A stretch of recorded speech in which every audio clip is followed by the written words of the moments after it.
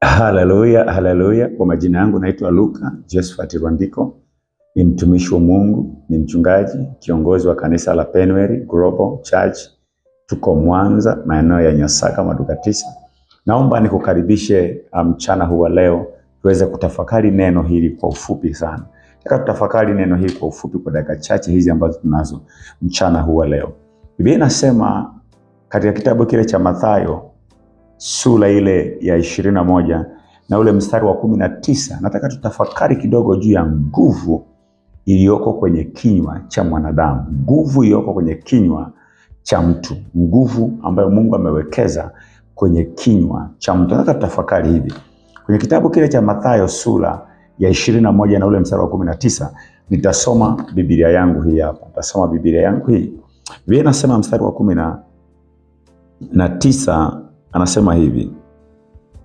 Ataanzia kusoma mstari wa 18.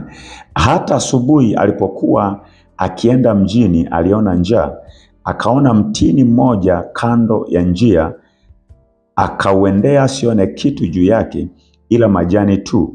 Akauambia, yasipatikane matunda kwako tangu leo na hata milele. Mtini ukanyauka mara. Wanafunzi wake walipoona walistaajabu, wakasema, jinsi gani mtini umenyauka mara? Yesu akajibu akawaambia, amini amini nawaambia, mkiwa na imani, msipokuwa na shaka, mtafanya si hili la mtini tu, lakini hata mkiwaambia mlima huu ng'oka ukatupwe baharini, litatendeka. Na yoyote mtakayoyaomba katika sala, aminini mnayapokea. Kwa unaona kwenye hili andiko nataka tujifunze kitu kidogo, tutafakari hapa. Biblia inasema ilikuwa ni asubuhi, Yesu anatoka mahali fulani anaenda sehemu fulani. Na Biblia inasema Yesu akaona njaa, kama ambavyo watu wote tunaweza tukaona njaa. Wewe unaweza ukaona njaa, mimi naweza nikaona njaa. Biblia inasema alipokuwa anasikia njaa, akaona mtini kwa mbali. Sasa ule mtini maana yake ilikuwa ni mti wenye matunda ya tini. Biblia inasema akaona mtini kwa mbele yake kwa mbali.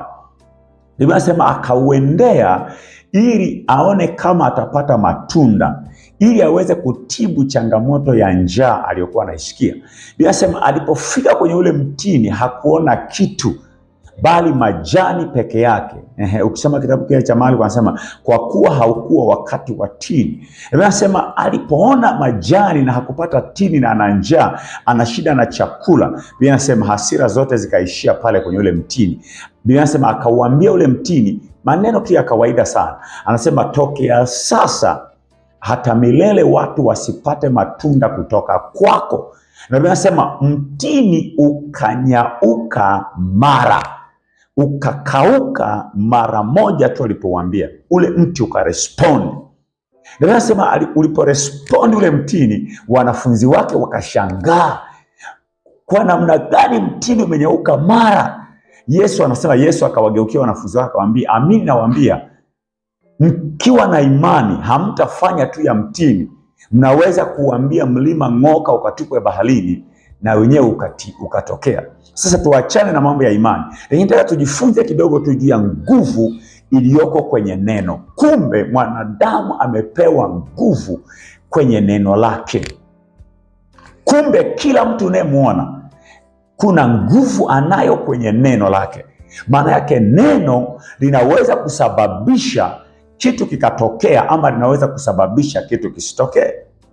Ngoja nikupe andiko la pili kabla sijaendelea. Waebrania sura ya 11 na ule mstari wa 3. Waebrania sura ya 11 na ule mstari wa 3. Biblia inasema, nasoma Biblia yangu hii hapa. Waebrania sura ya 11 mstari wa 3.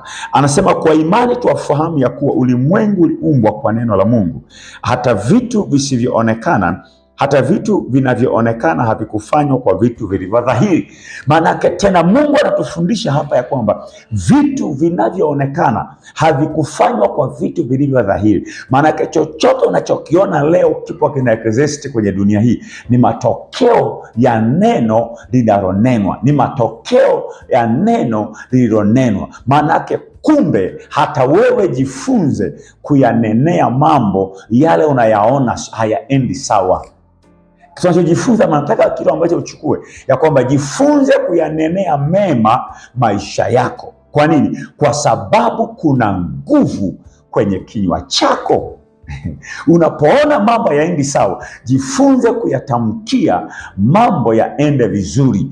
Jifunze kuitamkia biashara yako, jifunze kutamkia kazi yako, jifunze kutamkia ndoa yako, jifunze kutamkia biashara yako, jifunze kutamkia kazi yako, jifunze kutamkia mke wako, jifunze kumtamkia mumeo, jifunze kuwatamkia watoto wako mema.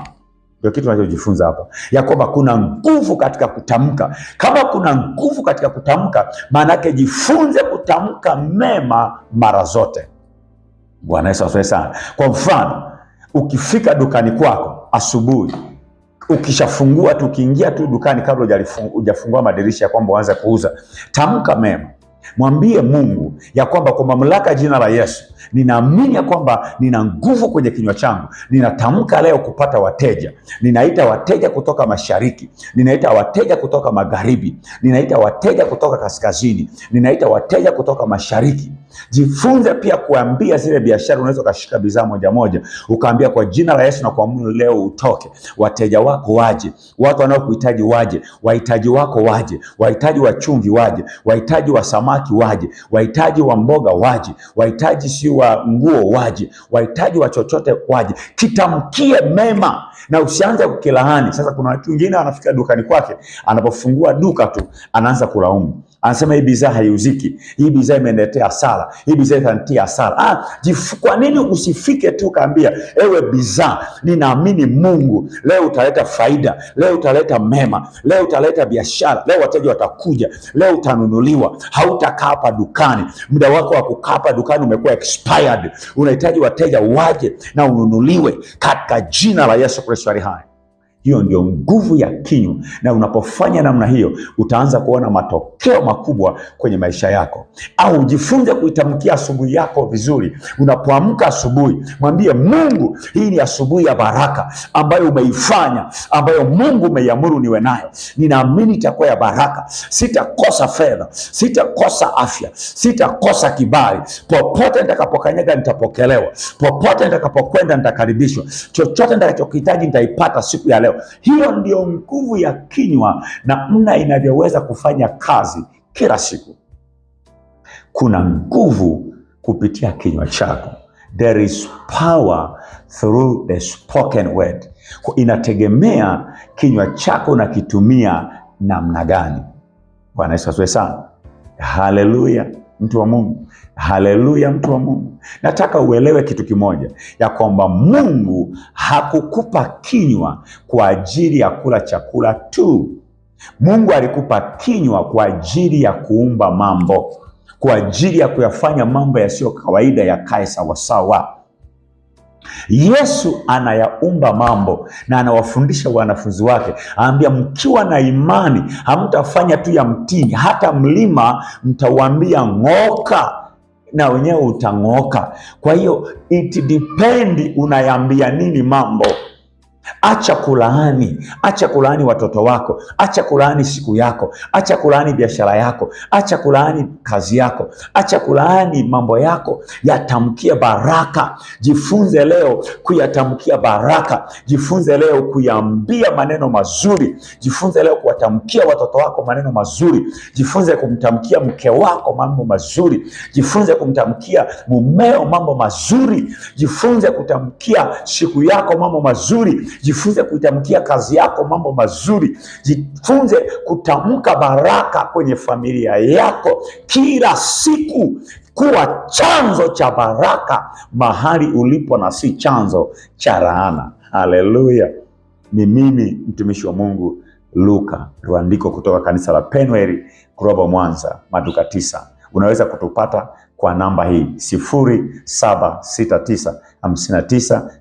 0769595301. Unaweza kukutana na mimi au kuongea na mimi, jambo lolote nikakuombea na ukafunguliwa. Kumbuka, Mungu amewekeza nguvu kupitia kinywa chako. Tumia kinywa chako kuzalisha, tumia kinywa chako kuumba mambo na yawe, katika jina la Yesu Kristo aliye hai. Uwe na siku nzuri na baraka za Mungu ziwe pamoja na